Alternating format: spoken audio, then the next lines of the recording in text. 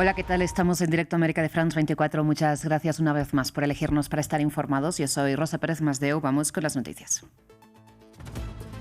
Nuevos cambios en las Fuerzas Armadas ucranianas. Zelensky responde a la presión en las calles y renueva el comando militar, reemplazando a un general de la época soviética con Mikhailo Drapati, de 43 años, quien declaró que Kiev pasará a la contraofensiva frente a Rusia. Estados Unidos prevé anunciar un acuerdo nuclear con Arabia Saudita esta tarde, según avanza la prensa estadounidense. La administración Trump insiste en que se trata de un programa civil, pero los detractores en Washington e Israel temen que Riad desarrolle una bomba atómica. Tenemos análisis. En Francia, el Museo del Louvre reabre la Sala Polo, de donde fueron robadas las joyas de la corona el pasado mes de octubre y que siguen desaparecidas. Una operación a plena luz del día en el museo más visitado del mundo. Ampliamos desde París.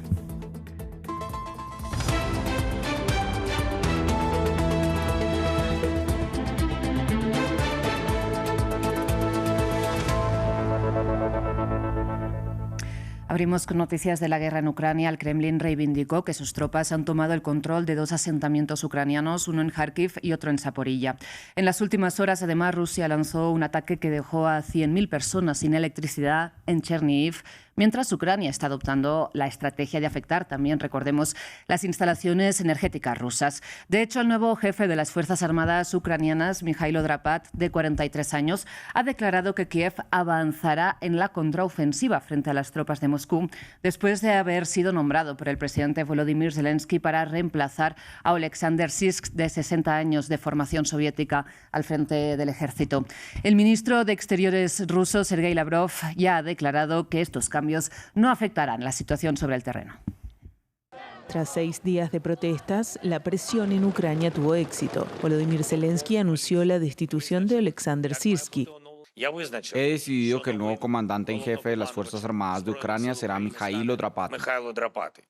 Oleksandr Syrski, quien estuvo al mando del ejército ucraniano desde febrero de 2024, fue criticado por su estilo de mando centralizado, heredado de la doctrina soviética. Tras la destitución del ministro de Defensa, Mikhailo Fedorov, el 15 de julio, en medio de desacuerdos sobre la conducción militar, manifestantes se congregaron en varias ciudades de Ucrania para exigir su renuncia.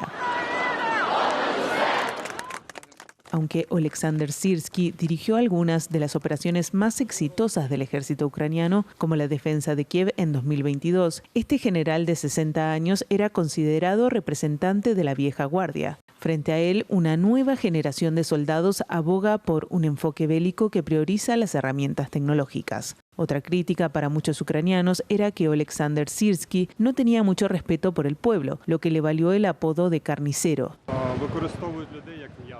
Nos enfrentamos a personas que tratan a los demás como carne y se comportan con ellos de la misma manera. Cuando el presidente toma una decisión así, me entristece un poco. Por eso estoy aquí. Por eso quiero votar a favor de la digitalización de nuestro ejército. La popularidad de Mikhailo Drapati, de 43 años, hasta ahora jefe de las fuerzas terrestres, abonó su ascenso a comandante en jefe de las Fuerzas Armadas. Además, Zelensky anunció que había ofrecido a Mikhailo Fedorov el cargo de supervisor de desarrollo tecnológico estatal, sin especificar si lo había aceptado. Por su parte, el exministro de Defensa dijo textualmente que este nombramiento representa una nueva esperanza en la lucha contra Rusia. Hablamos ahora de Estados Unidos porque mientras Donald Trump, como saben, justifica la guerra contra Irán para evitar que desarrolle el arma nuclear, según medios como The New York Times, este miércoles la administración republicana prevé anunciar un acuerdo nuclear con Arabia Saudita. La Casa Blanca asegura que se trata de un programa nuclear civil que beneficiará a las empresas estadounidenses. Sin embargo, los detalles son ambiguos y en Israel, que según el Instituto de Estocolmo para la Paz tendría 90 ojivas nucleares, temen el desarrollo de la misma arma por parte de Riad. Ahora, para el análisis, contamos con Darío Ginchuk, él es ingeniero y físico nuclear, consultor internacional en temas de energía atómica y no proliferación. Darío, muchísimas gracias por estar con nosotros en France 24. De entrada, le pido qué sabe de este acuerdo, qué es lo que ha podido leer. Bueno, no sé más que las noticias que son públicas, que salieron en algunos diarios, en unos medios de televisión. Sí, que es lo poco lo que dijiste tú al principio, que se va a firmar un acuerdo para usos pacíficos, pero no se sabe nada de la letra chica de este Mm, acuerdo. En realidad, ya hace rato que Estados Unidos viene tratando de negociar un acuerdo con Arabia Saudí, mm. pero no se llegó a firmar porque Arabia Saudita no quería renunciar al enriquecimiento de uranio ni renunciar al reprocesamiento de combustibles gastados. No se sabe si en este acuerdo, en la letra chica, qué es lo que va a incluir realmente. ¿Y por qué considera usted que se podría haber concluido ahora esta negociación? Como usted bien señala, llevan años, ¿no?, Estados Unidos y Arabia Saudita intentando cerrar este acuerdo que empezó, ¿no?, se puso sobre la mesa con la primera administración Trump, se siguió negociando bajo la administración Biden y ahora se firmaría en plena guerra contra Irán. Sí, es llamativo justo el momento en que se va a firmar, porque el punto aquí clave es si se le va a permitir enriquecer uranio o reprocesar el combustible para sacar plutonio, que sería la materia prima para un arma nuclear. Cuando por otro lado, la guerra con Irán, uno de los motivos, Mm. ¿no es cierto?, es que no se le quiere permitir enriquecer uranio. Entonces ahí se crearía un desbalance, ¿no es cierto?, en Medio Oriente. Tiene ya Estados Unidos firmado un acuerdo similar de usos pacíficos con los Emiratos Ujú. Árabes, pero ahí explícitamente los Emiratos Árabes renunciaron al uso renunciaron al enriquecimiento y reprocesamiento. En este caso realmente no se entiende mucho la justificación y es un poco la duda que queda en los expertos en el tema. Este acuerdo todavía, recordemos, tiene que pasar por el Congreso de Estados Unidos para que dé su acuerdo.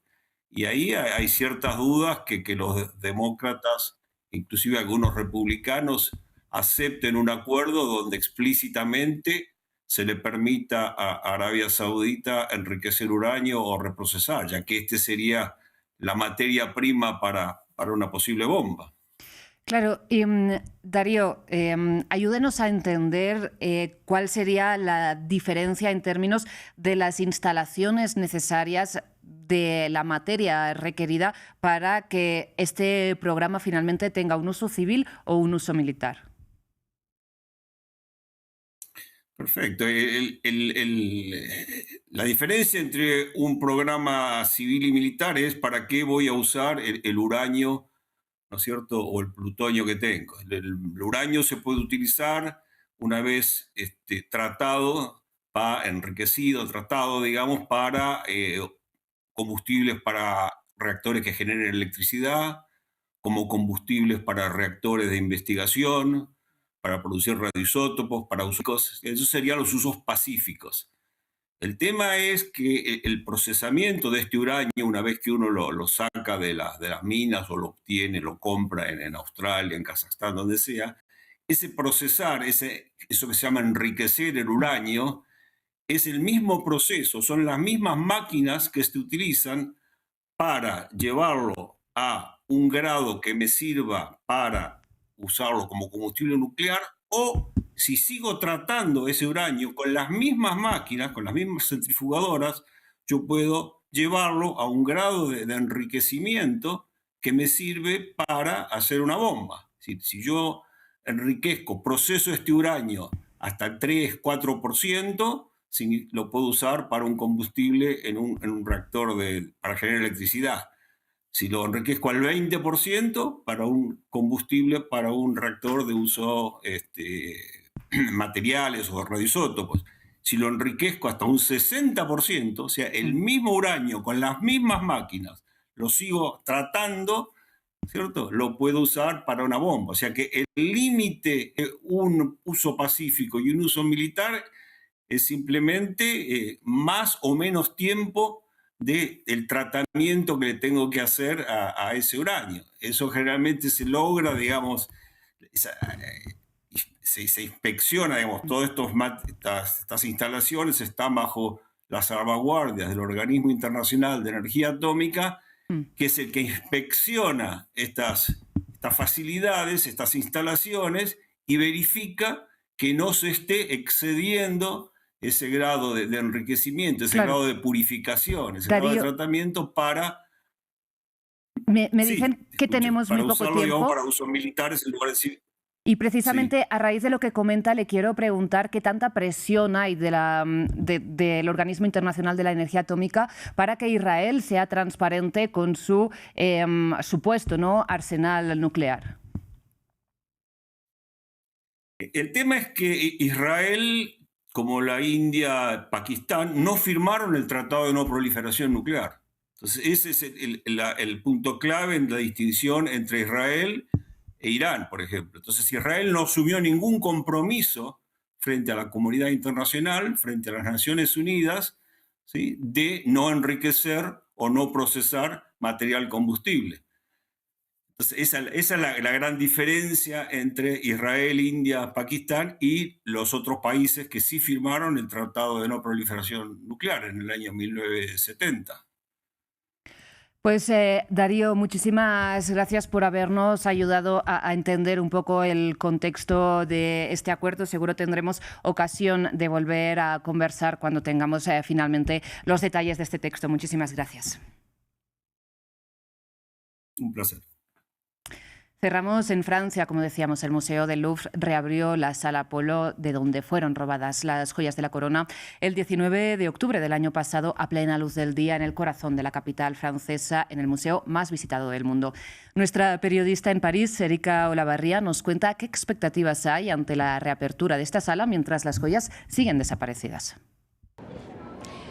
Los turistas que visiten el Museo del Louvre van a poder reencontrarse con la Galería de Apolo, donde hace casi un año tuvo lugar ese robo del siglo, pero no con las joyas de la corona. Estas serán expuestas en un futuro en una nueva sala como parte de ese renacimiento del museo, que por cierto no tiene garantizado su financiamiento, una sala que será una caja fuerte, incluso sin ventanas, para demostrar que el museo aprendió la lección. Sin embargo, esta galería es importante. Es primera vez que Luis XIV se identifica con el emblema del sol. Fue él quien encargó la renovación en el siglo XVII. Y todas las pinturas que hay en esta sala hacen alusión al dios griego del sol, de la luz y de las artes. Se le ve recorriendo el cielo en su carro, y también alusiones a todos los fenómenos que son marcados por el sol, como el día y la noche, las estaciones e incluso los signos del zodiaco. Esta sala también sirvió de inspiración para 20 años después hacer la famosa Galería de los Espejos del Palacio de Versalles, que se volvió el favorito de Luis XIV, que terminó yéndose a vivir allí, por lo que la renovación de esta galería aquí en el Louvre quedó abandonada hasta que 2 siglos después otro arquitecto y otros artistas la retomaron, entre ellos Eugène Delacroix, que pintó ese dios Apolo venciendo a la serpiente Pitón que está en el techo. Con respecto a la investigación, las joyas siguen sin ser encontradas y hay pocas esperanzas de que ello ocurra. Están todavía detenidos y encausados los 4 miembros del comando, y si bien la policía en un primer momento pensó que ellos habían actuado por encargo, finalmente esta tesis ha sido desechada y la policía y los investigadores creen que ellos planearon este robo y sabían muy bien lo que estaban haciendo. La fiscal les ha prometido que si colaboran tendrán beneficios en su pena.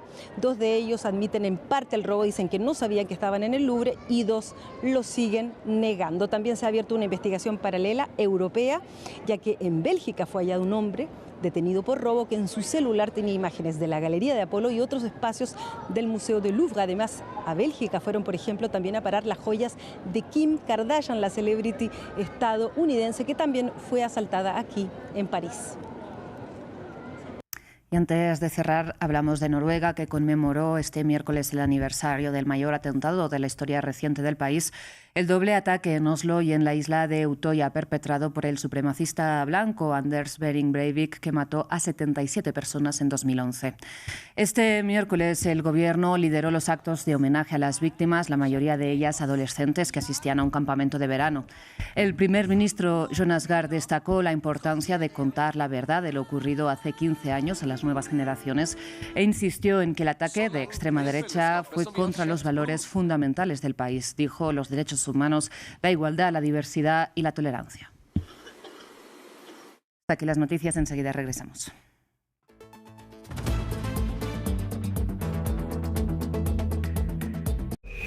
Bienvenidos a Corresponsales, el programa de France 24 que los invita a dar una vuelta al mundo de la mano de nuestra red de periodistas. Cada semana, una vuelta al mundo con los reportajes de los corresponsales de France 24. Corresponsales en France 24 y France24.com.